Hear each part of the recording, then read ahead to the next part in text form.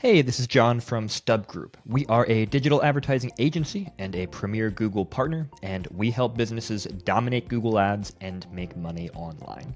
This video is for you if you are using Google Ads right now or you are thinking about using Google Ads in 2025, because I'm going to share some thoughts and predictions about where I think Google Ads may go in 2025 and how that will impact the campaigns you're running or are thinking about running. So buckle up and let's jump in.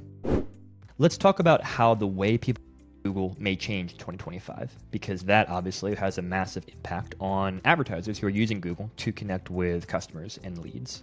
And I think the single biggest thing that comes to mind that may impact search behavior in 2025 is ChatGPT. That is probably not a surprise to most of you watching this video.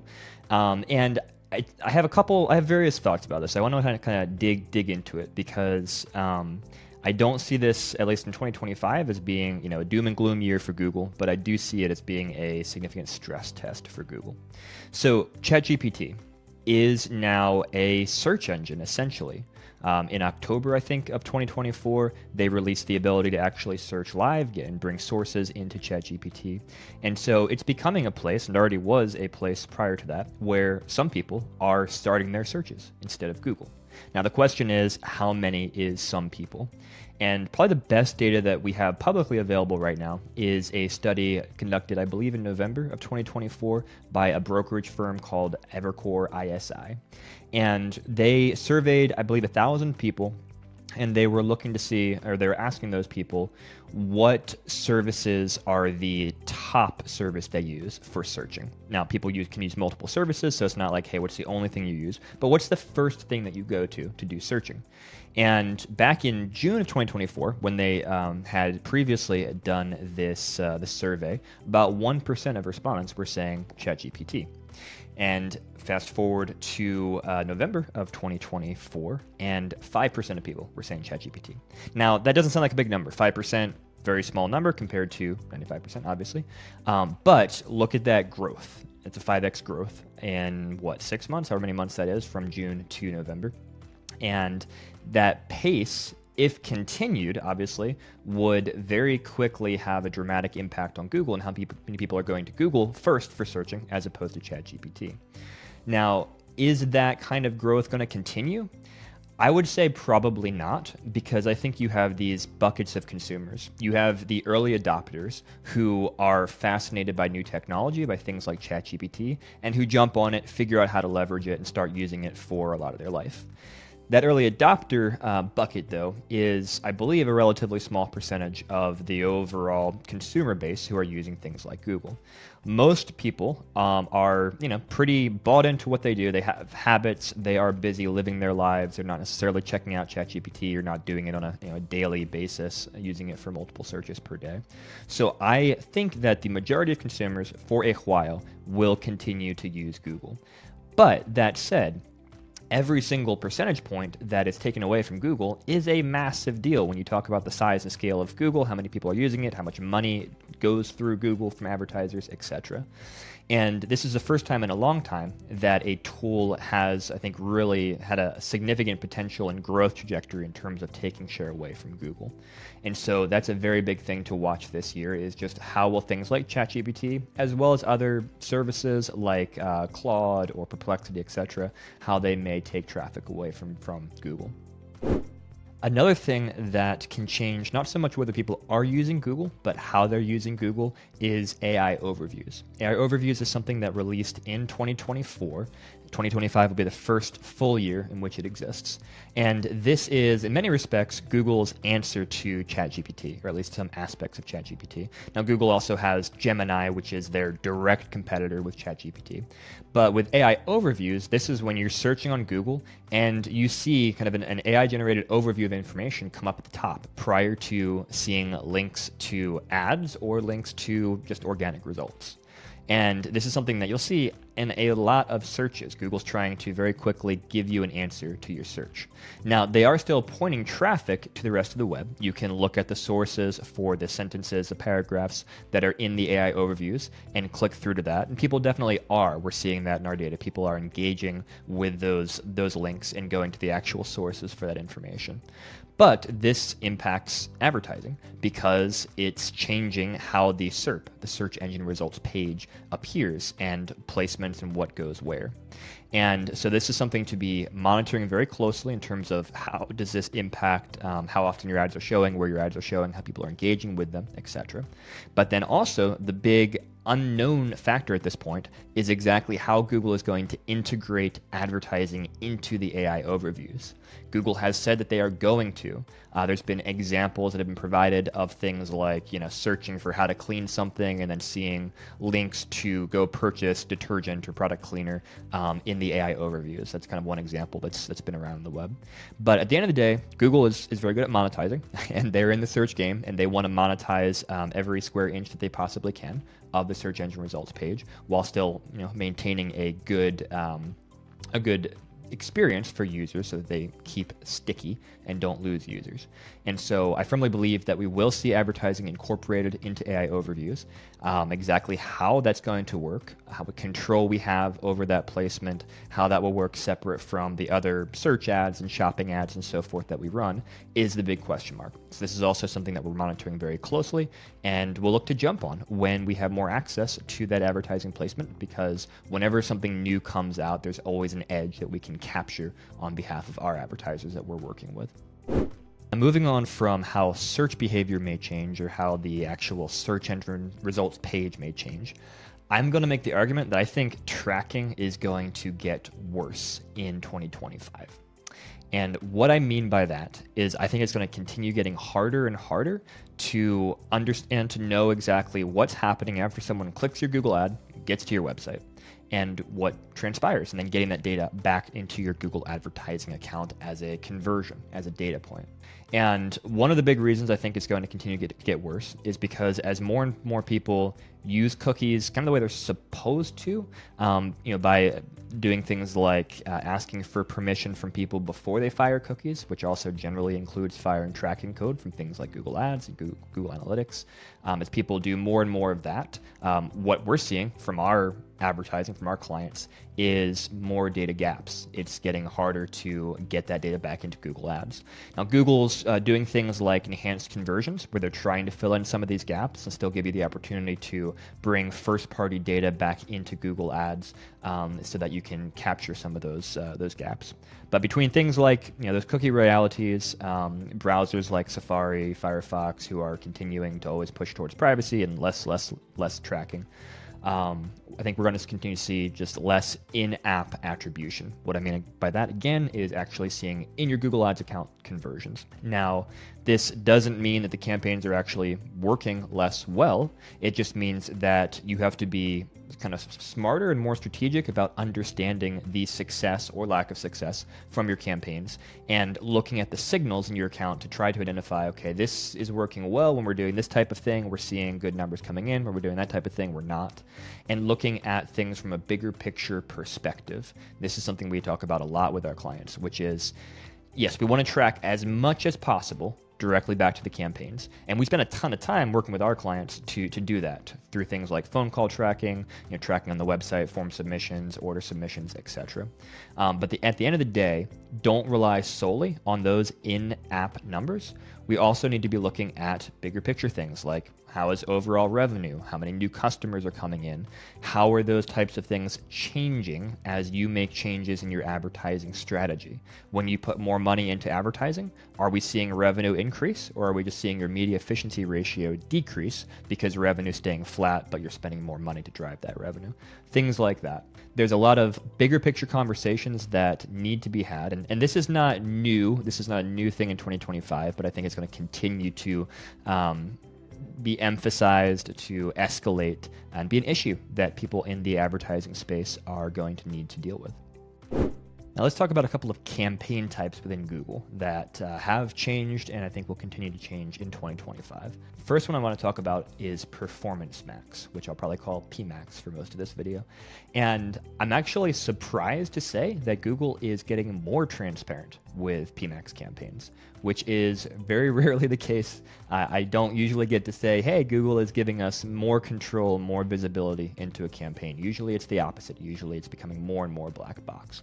But with PMax, it seems like Google has listened to at least a certain extent to the advertisers who have been yelling at them for a long time saying, we need more control, we need more information.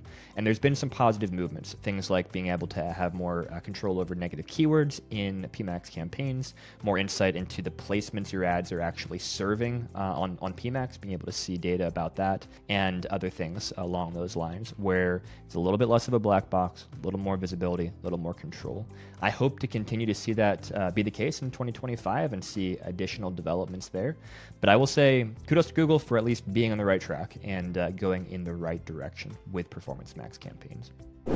Next, let's talk about demand gen campaigns. So this is a higher funnel campaign. Performance Max, the way Google likes to describe it, is relatively lower funnel, driving performance, maximizing performance in theory. It also has a lot of remarketing and brand built into it for good and bad. But with demand gen, it's kind of one level up. So it's about, as the name says, generating demand. It's a lot of YouTube placements, image placements, and it's more similar conceptually to paid social, like Facebook campaigns, whereas Performance Max, while it has aspects of that, it still has a lot of search and shopping built in. So with demand gen, it's about getting in front of people, making them aware of your brand, generating demand that then you'll pick up through lower funnel campaigns and other channels. And one of the big things changing in 2025 with demand gen campaigns is that there's another type of video campaign, YouTube for Conversions, is being folded into demand gen. So YouTube for Conversions as a campaign type is going away, and that will now be part of demand gen campaigns. And I think that we will see more adoption of demand gen campaigns in 2025 as advertisers do more testing and trying to figure out how it fits into the overall ecosystem, how it fits into the funnel of things. In the testing we've done so far for our clients, there's mixed results. We've seen it do well for some clients, not as well for other clients. Similar to many other campaign types, every client is unique in their market and industry, and USPs and all that good stuff is unique. But I know that we'll definitely be doing more demand gen ourselves for clients in 2025 as we continue to test this out and see how kind of Google is rolling things out. And there's also the reality too that the more mature campaign types become with Google, generally speaking, the more consistency you see as Google figures out some of the kinks and problems that existed with campaigns. Now, that's not to say that you won't still see really weird things with Google campaigns. You'll have like, okay, why is this date performing that way? This date's performing that way. That will always be the case, I think, with all digital advertising. Not unique to Google, but certainly a part of Google. But to recap, I think demand gen will be star of 2025. Now let's leave the weeds of specific campaign types and go to a very high level, which is Google going to be broken up? Is the government going to require Google to change what business units it owns and become a different Google than we know today? And I'm going to say I don't think we're going to see any significant changes like that in 2025. Obviously, there have been court rulings. There is a lot of legal pressure for some kind of a breakup to happen, and it's very possible that something along those lines will happen. I personally don't think it'll be 2025, just because it takes so long for things like this to happen. There's so many appeal processes, and it all drags out. And so I could be wrong. Could be wrong about everything. But I'm going to predict not seeing significant changes as far as that side of things goes in 2025. Now going back to AI, the buzzword that we've already gotten to talk about a lot in this video, I do think that we'll see more AI-generated creatives in 2025, which basically just means videos, images, text that AI created or at least helped to create. This is already definitely a thing. Google has added their kind of conversational experience to the Google Ads interface that a lot of more DIY advertisers may use to try and generate ad copy. And there's definitely a place for AI. There's a big place for AI in generating creative. We leverage tools like Gemini, ChatGPT, etc., to help with creating ad copy and various things like that on behalf of our clients. It's not usually a plug and play. Usually there has to be some massaging, some personal touch that gets added to things to really kind of get it where it needs to be. But it's a great tool and very, very helpful. And I think we'll definitely see more and more of that on the image and video side of things as well. So YouTube videos that are AI generated, imagery on the Google Display Network and elsewhere that are AI generated. There's also things like Google's Product Studio, which is a part of shopping campaigns. So you can relatively easily do all sorts of things now with backgrounds and product images that you might see in shopping campaigns, which can save advertisers a ton of money if they're trying to do things like remove backgrounds, or if they're trying to do things like split test and like, hey, do people is the click-through rate higher for this product when we have it, in front of a fire in the background, a cozy situation, versus having it on a lawn of grass, versus having just a plain white background, things like that.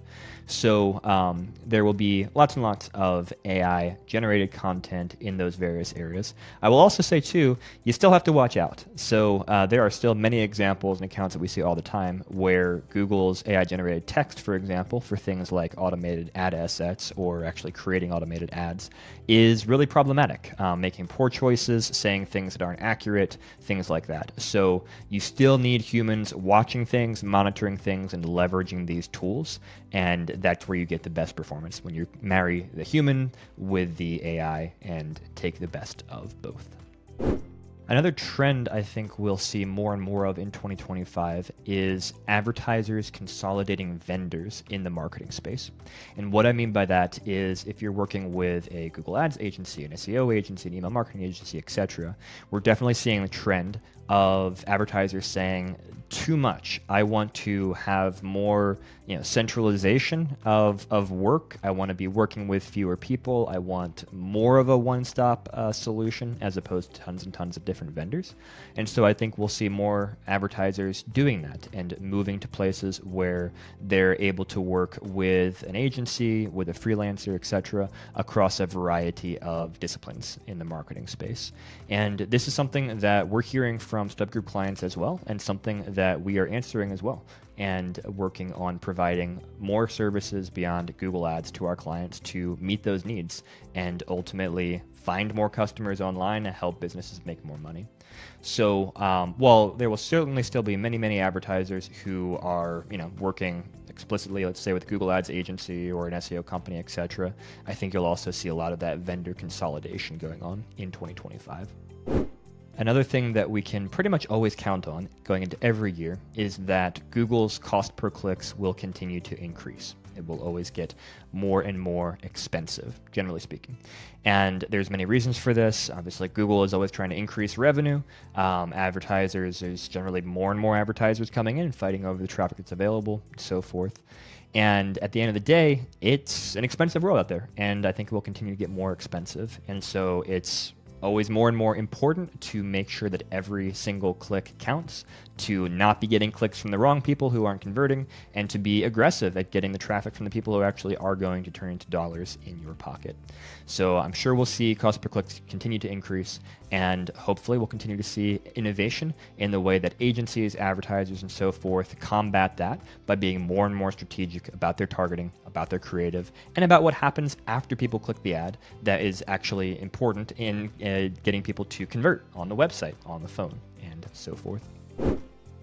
So thanks for watching my thoughts and predictions about what may change in Google Ads in 2025. Obviously, this is just scratching the surface. There are so many things that will change, so many curveballs that will come out, so many things that we can't foresee, and many things that I may think I foresee that other people will disagree with. And that's all part of what makes it fun and an adventure, and every day being something new to figure out. So I'm excited about 2025 and all that's in store. And if you are as well, if you're looking for help with digital advertising, with finding customers online, with making more money, we'd love to help here at Stub Group. Reach out through stubgroup.com and let's chat.